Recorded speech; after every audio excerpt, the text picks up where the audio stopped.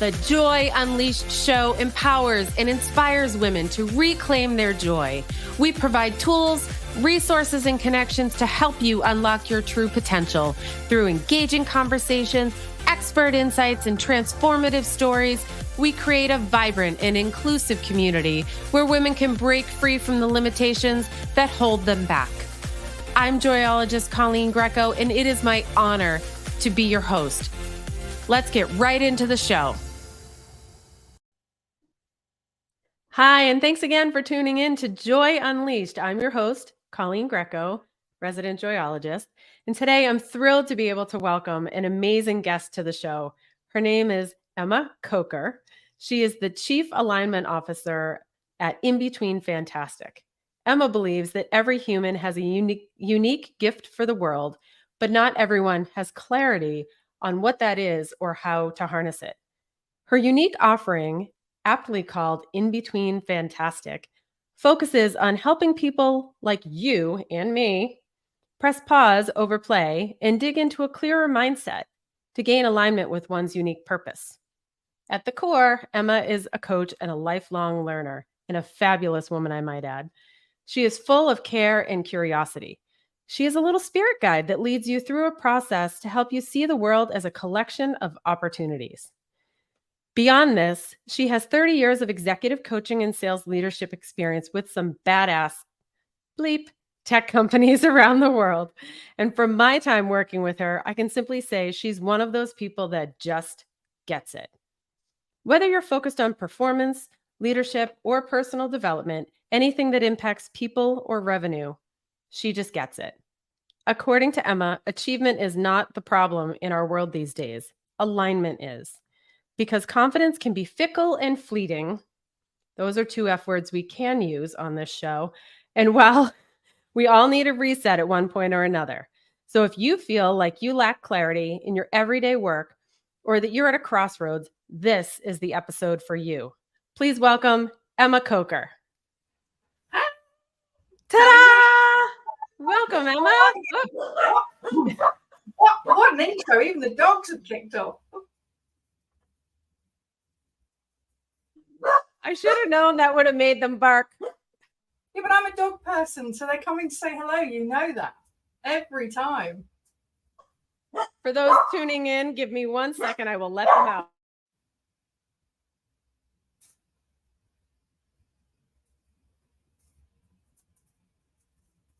They bring me joy, those doglets. The best laid plans. I am so sorry, everyone. That's the real world. We're in the real world. That is the real world. And I know that every time you make an excitable noise, they go crazy. And I should have known better. Anyway, welcome, Emma, to the show. Thank you. What an intro. My goodness. I'm going to use this going forward for everything I do. Well, it's well deserved because you are one of the most fabulous people on the planet. I try to be fantastic on a daily basis. And I try to remember my joy on a daily basis. Oh, thank you for the joy plug. I like to start things off with a little bit of a softball to warm people up. So what would you say is your hype song? So what is the thing, maybe before even joining this show, there was a song you put on that kind of got your engines all fired up. What's your hype song? Imagine Dragons, Whatever It Takes. All right, writing that one down. Eventually I think I'll make a playlist of all of these hype songs because they get me going. So mine for the last 3 or 4 episodes has been Pearl Jam, Alive. Yes. A good song. And the reason I picked the Imagine Dragons one is because I had to learn it for my first lip sync battle. It's not the easiest song to learn for a lip sync battle. No, and as a dyslexic, I'm sure I would twist that all nice and in topsy-turvy. Does that change when you personally feel you are in between fantastic, or is that always your hype song? I think for me, it's about the emotional state of mind with songs, and sometimes they conjure up feelings. So if I'm in between fantastic state of mind, that's maybe not about every day, but about I might be revisiting a personal event. I might just go and play the song that's regarding that personal event. So sometimes they can be really easygoing songs, but they're always an emotional song for me. Oh, I love it. There are times when I feel like I need to move my body more, that it'll be Coldplay or something like that, but, before a show, it's been Pearl Jam so Yep. far. We'll see, who wins after episode, 25 or 30. So, in between fantastic, I'd love to spend a few minutes, talking about that. Tell our listeners and our viewers more about it, and the name itself is so fantastic or fabulous. Um, where did it come from? What's it about? And how do you help people when they're feeling stuck? So I think it's been in the back of my head for a long time. I just didn't know that it was going to roll off the tongue as in between fantastic. And if I'm honest, it did come to me in the middle of the night, but it came to me 2 days in a row. And I thought to myself, that's interesting. And it was me trying to search the description from where I was in my current state.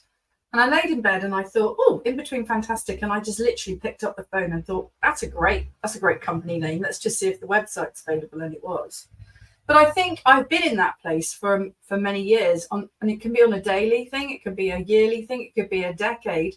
But there's always a moment when you're in between fantastic.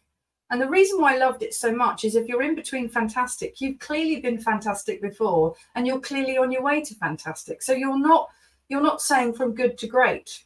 There's always been fantastic, and there will always be fantastic. It's what do you do in the middle to ensure that, one, you catch your breath, celebrate your fantastic even, or just think, hang on, there's something that's disconnecting here. How do I get back on my purpose? So, I have a follow-up question to that. I know what I've done personally, but I bet there are folks watching saying, well, how do I make that first leap? Right. And I'll give you an example in nutrition coaching. I'll have people say, I want to lose 75 pounds. And I very jokingly say, I think you should just go climb Mount Everest today, right? That is too big of a goal to think about in the beginning. Let's, chop it up into little pieces. So when people are feeling in between fantastic, and maybe they don't even feel like they can get out of bed, they can't, see joy right in front of them. What are some quick and easy things that they may be able to do just to get started? So when I'm in one of those funky moments where life just seems really grey, I will often think of some happy times. And I know that's not easy to do, but mine starts with, what's the simple thing that brings a smile to my face every day? Cup of tea. I'm a proper Brit, we like our tea. And it's sort of a ritual, and it's always been my ritual. And my mum and I started this many years ago. Always enter your cup of tea with a smile on your face. And it might be as simple as that. It could be just something that breaks that kind of mugginess that you have. Mugginess, excuse the pun. But also for me, I find writing down what's going on in my head often easy. And I was very early into having a coach work with me. And she used to say to me all the time, if you can find 5 things that yesterday brought a smile to your face, rather than what you're hoping for, but what actually did bring you a smile to the face. It might be the fact that, you went to make a cup of tea and there was actually still some milk in the fridge. It's those really basic things that lift your spirits. To your point, you don't have to climb Mount Everest. In fact, you don't even have to put your climbing boots on. I think sometimes you just need to reflect on what was good with yesterday.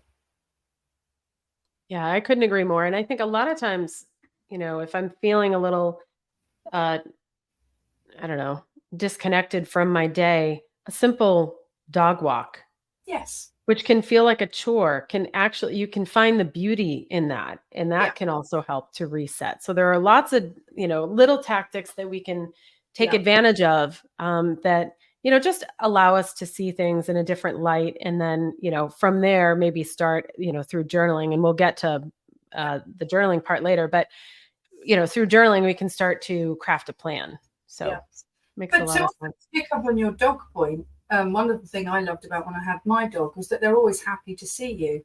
And I see dogs regularly. We live in a very big dog area. they're always happy. I don't think I really see a grumpy dog when they're out walking. And again, if you can't find it in yourself, then look for the joy in others. That's the way I look at it. And I did see a dog on my walk today, and he was absolutely gorgeous. And I just sort of left me with that. He just ran towards me with that smile, and I was just like, oh, that'll do today. That will do. Oh yeah, unconditional love. They are, the definition for sure. So you have a tremendous background that I want to dig into a little bit around corporate sales, corporate training, and enablement. But you have a natural gift to be able to read people. Yes. Is that what you feel? Are those qualities what you feel led you to your calling as a chief alignment officer? I think so. I didn't always want the gift. I didn't know what to do with the gift very early on. I've had it probably since I was about 7 or 8. But as I got into what I would say a proper job, I began to understand, certainly when I was being headhunted, they'd always say, what technology you want to sell next, what vertical do you want to go into? And I got to the point where I was probably just about to turn 30 when I admitted it's actually people. I have this place in my heart for people, and I have this want and this desire to unpack a unique talent that they probably already know about, but don't know how to combine it or align it. And often I see salespeople, particularly sales leaders, who've grown up as a salesperson and been given that next management job. They haven't actually aligned the leadership skills with the sales skills. And all they end up doing is becoming a seasoned salesperson in that management role. And so if you can align those skills and if you can work out how to blend them together, and I think that's where, if you tell someone they're good at something and they don't believe it, it puts them out of alignment. Whereas if you say you have a natural tendency towards this skill, have you thought about bringing that in? And they're like, in what way? Well, I don't know. You think about it. So it just depends on how you approach the combination of achievement with alignment. I love it. So, my favorite word in the English language is joy. Yeah. How do you define joy? And where do you source it every day? I think sometimes joy, and that is a great question. I think sometimes you feel like joy should be an external thing.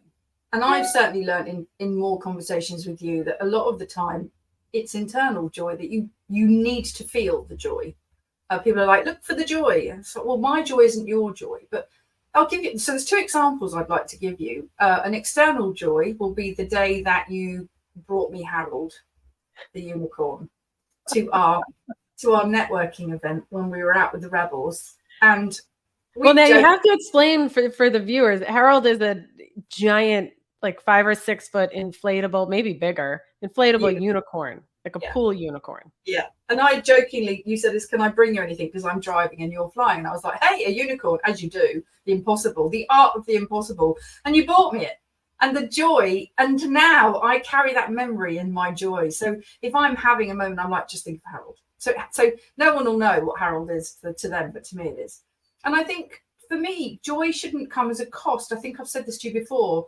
Joy should come with grace and ease. You sort of slowly move into joy. It's not an extreme feeling that suddenly rushes in, but you do have a moment.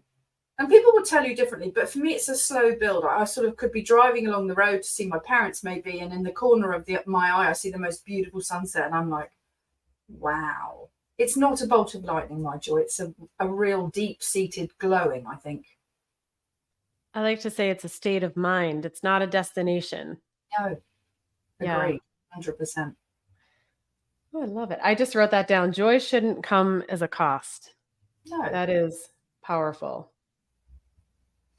So, we touched on it a little bit before, but, when somebody is in between fantastic and you're trying to get them to that next, is it, I was going to say like fantastic state. Is that the right terminology? Like what are some of the initial things you do with a client to kind of set them on that path? So first of all, the most important thing is that, that old saying, you can take the horse to water, but you can't make it drink. The first thing I need to engage with that human is, first of all, I only deal in human to human. And And secondly is the desire. So I have a methodology that I've used, which is called a fat check, PHAT. And although you would naturally run down from P to T, I often want to work at the last part, which is the motivated to move scale. And it's not because I'm wanting them to make huge and significant change. I'm wanting them to be willing to come on a journey, because in between isn't the same time frame for everyone. It could be a simple in between of a conversation, one coaching call, one and done, wanted some advice on how to look at different something different. Wayne Dyer says, change the way you look at things and the things you look at will change. It can be as simple as that. Or you may find that there is something that you're really wanting to build and you need someone in your corner. You need your kind of trusted advisor. Or there might be something I've done before that you'd like to, inquire about doing yourself. Or I can plug you into somebody who's an expert. Let's say they need more joy in their life, for instance. And so really there is a process. But first of all, it's the commitment to wanting to go in between and to want to move towards fantastic, whatever that is to them. That's for me is the first step of acceptance. Would you say it's sort of accepting the fact that you need to be comfortable being uncomfortable? Yeah. And also, I want to make sure I'm the person for the role. There are certain things I'm not qualified to do. And so I think the admitting piece, the putting your hand up and saying, I really want to unpack this. I'd really like my baggage to become luggage, for instance. And that's the bit you've just got to be willing to sit still for a moment and say, is this real? Or is this something that's just my mood? Is this just something that's happening as a consequence of pressure from external people? Is there something I can genuinely do? Because sometimes, on the odd occasion, there genuinely is something I can't do. And I will always be honest with anybody that approaches me. I'm certain in areas that I can do, and I will be very honest about things I can't solve, or I'm not the right fit. So you make me think about my own decision-making process. And there are times where I feel like I really need to do this, but there is fear, which I personally advocate that fear is a misunderstood emotion. It's actually excitement. Now, I'm not talking about a bear running towards me. Like that's fear. Yes. But this kind of fear is my body's way of saying, yes, go run, go do that. I have a story about running towards your turkeys. Like I always talk about that with my clients. So is there, to bring it back to my decision-making, I will revisit something over and over and over again. I remember when I wanted to join my CrossFit gym, I must have watched and stalked that website for like 6 weeks before I went into the free introductory class because I was so afraid of how poor my health had become and what it was going to take to make a change that I was like, I think those people are too tough for me. They're too in shape, like all these reasons. So what do you do with a prospect like that needs that little push in order to, get to that next step? I need to feel like maybe the best way to categorize this question is like psychological safety. How do they know they can be vulnerable and trust that they are headed in that direction? So again, there's probably two things there straight away that spring to mind, and I can give you a story and example. First of all, fear is everybody's motivator. You're either running towards or you're running from something.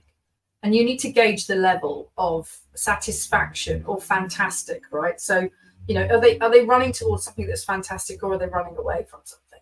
And I think that's one. And if they're running away from something, are they running away to change it so that they don't have to run away from it again? So that's the first thing I would do. And I think probably it goes back to that motivated to move scale. So when I discovered the motivated to move scale when I was a headhunter, and I found in headhunting, very different to your normal standard recruitment, that you got a relationship with people because they weren't looking. So very opposite to In Between Fantastic. They weren't looking, and you were having to persuade them to look at an opportunity. And then you got them into the in-between moment. And then what you would do is you would then be gauging the whole way through. You were 1 or a 5. 1, not interested at all. 5, absolutely can't wait, want this job over anything. It'll be fantastic for me. So I often have to keep people checking between the 4 and the 5. If you're not between a 4 and a 5, then you're not right for going towards something. You might be right from coming away from something, but to go towards something, you have to keep measuring people on that scale of just keep reaffirming. Are you still as excited? Is it still working for you? And it's okay to go back a step, right? They again used to say to me in sales, what's the most important step of the sale? Well, it's the one before you're in, because if you haven't closed that door, it's not going to work for you. So again, it's constantly rechecking to see, are we moving forward? Are we going towards that fantastic thing, or are we running away from something? Beautiful. So is it safe to say, assuming I'm getting this right, the student in me always has to get it right, um, that somebody doesn't necessarily need to know where they're going, they just need to know where they were is no longer right for them, but they're ready for the next step, and they just need Yeah. help kind of whittling it down. Are they kind of a 4 and a 5? Yeah. I know, to your point, this is a great point. Generally, 99% of the time, people do know where they're going, particularly the people I work with. So I would say that I won't say no to somebody who's just left school. I wouldn't do that. But they will have a rough idea of where they want to start life when it comes to either being employment or a hobby or trying something out for the first time. But I would say that the mainstream of the people I talk to have a rough idea, because if they weren't in between, they wouldn't be calling me. In between is, I've got an idea, I'm not sure what to do about it. So they have to have had the idea, which is the in, I'm between, fantastic. So that's kind of how I would explain it. That makes sense. That makes a ton of sense. Yes. So along the lines of how best to work with you, you were gracious enough to um, share a free PHAT find offering for the viewers and the listeners. And I have it up here on the screen, and you can certainly screenshot it, or we'll have it up for a few minutes if you want to write that down. It'll also be included in the show notes. Yeah. But maybe you can walk us through that process and share what's next. Yeah. So FAT came out of, again, we were on a retreat, and the way in which I was losing my in-between and moving towards what we call Epiphany Central here over in my HQ was through this process of me going, I want to chew the fat. And I was chewing the fat, and people were like, FAT. And I was like, no. And then you and I went, as long as it's PHAT, we're okay. And I was just like, I had my epiphany. And so when I look at a fat check, I think, let's just do a quick qualification. So this is a really simple form for you to be able to do a quick gauge of whether you're a contender to come on a journey with me. And it's more about this kind of bi-directional, you fill it out. And as you're filling it out, you're having some aha moments. And it's not a complicated form, but you will walk away and you will be genuine with yourself to say, yeah, I am in between, or that's interesting, I'm not as in between as I was, or I'm fantastic, or I'm not even in yet. And to kind of give people an overview of the PHAT. So the P stands for what's the problem? Genuinely, what's your position right now? What's causing you pain? How will we, what's the pivotal moment that you're having? And then the H stands for hard facts. Come on, give me the juicy stuff. What's the issue? Then that's the point when we'll talk about, well, if it's hard, it must have been fantastic at some point. So let's look at the pros and the cons of the hard facts. And then we'll talk about A, which is articulate. So how are you articulating to yourself, to others? How are you moving yourself forward with the language? How are you understanding? Have we got to really expand upon what your desire is? Like, let's articulate where you're going. And with any vehicle, it needs to be tested. With anything that we're using, it's got to be looked after. So the point of transformation is now, what are you willing to do? Because you and I both know we're daily learners. I would say we're learners of the world, and we've always been those sorts of people. We are willing to do the work. We are willing to journal. We are willing to call each other up over difficult things or our network. And that's the bit is, all right, stalking the website for the fit club that you want to join, but are you actually willing to drive? And I've been a contender myself. I've joined a gym I just ticked the box because I drove and sat in the car park the first time I went there because I was just so nervous. So it's the level of transformation that you're willing to take. So that's problem. And then it's hard facts, then it's articulate, and then it's transformation. And then again, right at the end, you'll score yourself from 1 to 5 as to how much are you genuinely looking for support. Because if you're not, great, you found something out about yourself. But if you are, I'm more than happy to go on that journey with you. Well, if there was a mic drop, like audio, I could include in that. I think this is so fantastic. And so now I'm going to think of you every time I use the word fantastic. But it's so fantastic because, you have to be willing to be vulnerable and to give a little bit of trust or a lot of bit of trust to somebody that you don't know. And that is difficult. And I experience that with my own business. There are people that just want to throw money at a problem and have you do something about it. And then there are people that are, would like to throw lots of excuses at why this won't work before they even try it. And I think you and I talked before about there was a woman that had come to one of my my speaking engagements, and it was a hard no from the beginning, and all the many reasons why she was unique and unable to lose weight. And so then you have the absolute flip side of people who are like, I have been waiting for so long for somebody that understands how I feel and can take me from feeling at my lowest, which is also their highest in a lot of cases on the scale, and helping me to reclaim and rebuild the pieces of my life again. And so that's exactly what you do as well. And I think it's just amazing to, be in the position that you're in where you get to witness. And I love saying you get to witness somebody's metamorphosis maybe, and see them blossom into the person that they're meant to be. Yeah. And I can give you an exact example of you doing that for me. So you and I were talking about, I may seem like a transformation agent, but probably from a mental point of view, probably from a way of being point of view. And you're a transformation agent in my physical being. For me, anyway, you are. And when I contacted you and said, I don't go to a gym, I'm not somebody who's just going to Google up on YouTube. Could you give me something simple? And we did our first HIIT class together. And I was like, yeah, I quite like this. Now I need to do it a couple more times to get that kind of score factor down rather than quick looking at the sheet that you gave me. But the point is that you did it with me. And that's the whole point, is I believe in the power of two. I don't believe necessarily that that's got to always be your partner or your boss or your sibling or your best friend. Sometimes you want somebody who's not that emotionally connected to you from the world. You want someone who's emotionally connected to you to go on this journey, to be your guide, to be your whatever it is that you want to call that person. But that's the beautiful thing about what you and I do, is we come into that moment that no one else has been given the permission or the pleasure to go on this journey. And to me, that's the biggest pull of doing this work that we do.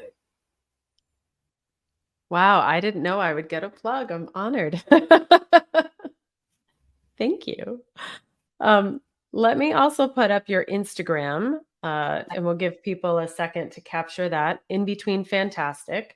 And, hopefully you'll give Emma a follow and she'll follow you back, assuming you know how to follow people back, right? Instagram you have down. You talk a lot about how you're maybe not social media savvy. I disagree. I've learned a few things from you. Well, I think it's not the savvy bit. It's like I said to you, is I'm not very good at searching around the keyboard for the answer. Like I was trying to put that form together for you, and I was like, why can't I move that box down? And then it's taken me an hour and a half, whereas it takes someone else. I know. But Instagram's good because it's pictures, and I can take pictures all day long. So, wrapping up to my favorite question. Not that it's all about me, but I do get to ask the question. So I'm going to put this one in. And if you bark right now, you'll be in trouble. Don't bark. I hope he doesn't bark. So the show is called Joy Unleashed, as you know. And that was Chewy chiming in from the side. He's my Australian Labradoodle. I have a journal coming out called The Daily Dose of Joy, and that'll be available on Amazon for anybody looking for a really interactive journal that includes motivational tips and daily doses of inspiration.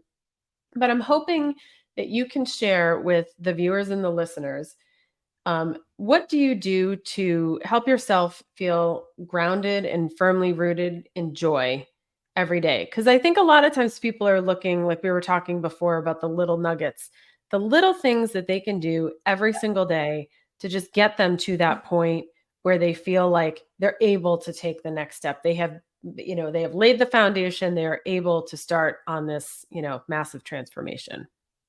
So there's a couple of things that I do, and I do change these up as and when someone gives me another nugget.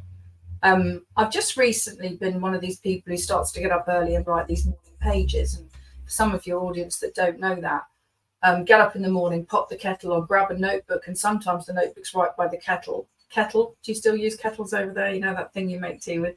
We plug them in, plug it in, put the pad down, and before I know it, I've started just literally pouring down onto the page, because what that does is it clutters up my head if I don't. So I release any kind of pressing anxieties or to-dos where I really don't want them to be to-dos, I want them to be get-dos. And I sort of feel very joyful that I've cleared my head. The other thing I can do if I don't want to do my morning pages is I will lay in bed and set an intention for the day, so that when I go to bed at night, I write 5 things down that I'm grateful for. So I'll lay in bed for 5 minutes before I get up, and I will set an intention for the day. Today, I'm going to have fun. Today, I'm going to go for a walk. I'm going to see a smiling dog. Well, the other thing I do is I try and plan to eat something fantastic every day. And I mean something really nice. Food motivates me a lot. So I'm like already thinking in the morning, what delicious thing am I going to eat today? And it may be as simple as a nice crisp apple, or it might be that cheeky snack of, crisps that I'm not supposed to have. But I do that thing. Food motivates me. So it's 5 minutes of deciding what I want my day to be about. Definitely something to eat. And if possible, I'll try and do my morning pages as well. But I think you can set yourself up with that positive mindset in the morning, and in the morning before it catches you and the day's busy, then that to me is how I do it. I love everything you've said and have captured it here. I do something similar, because I've shared it with you many times. I start off with a morning meditation just to, kind of allow myself to just kind of breathe and open up. I will pull one of the cards that we share back and forth. For folks listening and watching, they're called spirit cards, and they just kind of help me focus for the day. So today was hummingbird, which is rooted in joy and very much about being present and having fun. And so that was really great. And it helps me to just kind of like eliminate the distractions. I think 2 days ago was create. And that was the day where I needed to do a lot of content creation. So things like that. And then, my journaling. So sometimes they are morning pages where it's just a dump of things in my head. Sometimes it is, I pulled the hummingbird card, and to me, that means this for today. And I'll also go back to, okay, the card I pulled yesterday was XYZ. How did that actually play out? I like to close the circle and share with myself how, I've carried that intention throughout the day. So very similar, not surprised either. But I find it just sets me up for the day. And I try to get clients to do it. And I think, they think journaling needs to be 5 to 10 pages, and it really doesn't. It can be a paragraph. There are days where it's 2 8x11 pieces of paper. It just depends on kind of what's on my mind. But when I'm done, I play music and I just dance around my kitchen until these dogs wake up and need attention. And it's just so great because I'm ready for them. I feel like I've taken some time for myself. It's really an amazing process. And also, what's interesting is that not everybody is a quiet person in the morning. Not everybody wants to just stay still. Some people, this morning, the first thing I wanted to do was get up and go for a walk, which is not something I've done for a while, but it was a beautiful day. So, but I was going to ask you a question, because I know a lot of people struggle with this, and I did for years, is people say, I meditate in the morning. And I'm like, how? how do you do it exactly? What's your meditation practice? Because you do it now every morning. Is it a really simple thing we could learn? Oh yeah. I like to cheat whenever possible. So I pull out my Peloton app and let them do it for me. Yeah, They guided have meditation. Yeah, they have meditation, and, I look for ones that just speak to what I'm going through at the time. Today, was cleansing, I think. There's other ones that are happiness, um, mourning. Sometimes Yeah. it's just that general, and maybe I just don't feel like I really need anything that day, so I'll do the morning one. So it just kind of depends on if I'm feeling particularly stressed. Oh, there's a healing one too that's really, really good. Um, and then I play some songs from our retreat. And that Nice. also just kind of brings me back down. And I also like to work out in the morning. I like to say that I work out before my excuses wake up. So Yes, that's a good one. I like that. after I get the dog settled, I try to do my workout, and then I just feel like I'm unstoppable, as I approach the day. And I think to your point, it's quite hard for most people to put themselves first in the morning. There's always something going on. They have a particular time set between sort of 7 and 8, and then they've got to be out the door. And oh my God, you wanted me to find another 10 minutes for myself. I can barely find time to shower. And it's not until you understand what you get out of that pause. And I call it my pause for thought. You get Mhm. out that pause, and then suddenly you find it's a ritual and not a routine, which is a difference. And then Mhm. before you know it, I can't go to sleep at night without listening to a 10-minute calm meditation. I've always done it. And I like it. I like his voice. I kind of feel like I'm going to bed with Jeff, and he just I pulls think me in. that's another show. That's a different show. But I do, I love it. And if he doesn't work the first time, then I flip across to my Headspace app and I have another one. But it's, again, I think it's that thing from childhood, whereas I loved having a bedtime story read, and so it makes sense to me. So I don't necessarily think for me first thing in the morning, but I do have a radio on. A radio wakes me up and it gives me that. And the guy I listen to is very, very positive, and I learn something every day. So I think it's a really important ritual that shouldn't be seen as another thing on how am I going to fit that in? I You know, totally agree. And I also think, so whether you do it, and some people do it in the middle of the day, they feel that they need that middle of the day break, or they add it and they do it multiple times a day. The question I always come back to is, how do you feel when you don't do it? And yeah. I feel a difference Yeah. in my mindset, my approach to my day. And so to me, I don't care if it makes me late for the next thing. It's something I have to do if I want my day to pan out a certain way. So it's like the investment I'm making in myself Yeah. in order to have the type of day that I'm expecting to have. And some people genuinely, that's their in between fantastic. And Mhm. that's the thing I have to keep reminding people is fantastic doesn't have to be Mount Everest. Fantastic can be, how do I turn selfishness into self-serving or self-love? And I don't want to go down this holistic woo-woo thing, but for me that was a massive one. When we went on the retreat together, the thing I needed to master was, it's very, very easy to put others first. But if you don't, it's that whole thing, when the air thing drops down from the airplane. But really, who doesn't grab their child first and put it on before them? Let's be honest. I always laugh when that comes on. But that for me was doing it in a manner that's a ritual, not routine. And I really love it now. I think it gives me joy to throw in another joy. The joy plug. Yeah. I said on a previous episode, I want like a joyometer. I'm going to Yes. talk to the network about like there's some Yeah. indicator. I'm sure they can design it. They know people for that. Well, Emma, this has been awesome as usual. There's never a conversation with you where I'm not left with like pain in my cheeks from smiling. We have it again. But I want people to reach out to you. So we have your Instagram here. I'll also put the fat find back up for folks, and that'll also be listed in the show notes so that they can find it on the YouTube channel. This has been an awesome episode. I really appreciate you. And I can't wait to see how this collaboration continues. I just feel like look out. Look And out. just going to add, it's if people do want to get hold of me, Emma at inbetweenfantastic.com. Thank you. Yes, May absolutely. your day be full of more joy, and I look forward to speaking to you later. And thank you so much for hosting me today. It's been fantastic. Thank you. All right. Well, thank you for tuning in to Joy Unleashed. Be sure to subscribe on our YouTube channel so you don't miss out on an episode.